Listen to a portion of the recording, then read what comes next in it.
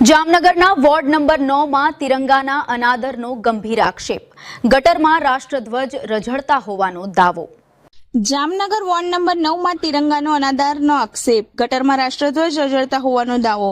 જામનગરમાં 15મી ઓગસ્ટની ઉજવણીના ગણતરીના કલાકો પહેલા રાષ્ટ્રધ્વજના અનાદરનો ગંભીર આક્ષેપ સામે આવ્યો છે। જામનગરના વોર્ડ નંબર 9 માં સફાઈ કર્મચારીની ઓફિસ નજીક આવેલી ગટરમાં મોટી સંખ્યામાં તિરંગા રઝળતા હોવાનો સ્થાનિકોએ આક્ષેપ કર્યો છે। સ્થાનિકોના જણાવ્યા મુજબ ગટરમાં હજારોની સંખ્યામાં રાષ્ટ્રધ્વજ પડેલા જોવા મળ્યા હોવાના આક્ષેપને પગલે વિસ્તારમાં ભારે રોષ જોવા મળી રહ્યો છે। રાષ્ટ્રધ્વજને આ રીતે ગટરમાં પડેલા હાલતમાં રાખવામાં આવ્યા હોવાના આક્ષેપથી સ્થાનિકોમાં તંત્ર સામે નારાજગી જોવા મળી છે। ખાસ વાત એ છે કે વોર્ડ નંબર 9 મેયર અને સ્ટેન્ડિંગ કમિટી ચેરમેનનો વોર્ડ હોવાનું જણાવાઈ રહ્યું છે, ત્યારે તેમના જ વોર્ડમાં રાષ્ટ્રધ્વજના અનાદરના આક્ષેપને લઈને અનેક સવાલો ઉભા થયા છે। સ્થાનિકોની માંગ છે કે સમગ્ર મામલે જવાબદાર અધિકારીઓ અને કર્મચારીઓની જવાબદારી નક્કી કરી કડક કાર્યવાહી કરવામાં આવે, તેમજ રાષ્ટ્રધ્વજના અનાદર બદલ દાખલારૂપ પગલાં લેવામાં આવે। BNA ન્યૂઝ હંમેશા તમારી અને સત્યની સાથે। મારું નામ છે સિમરિયા નિમેશ।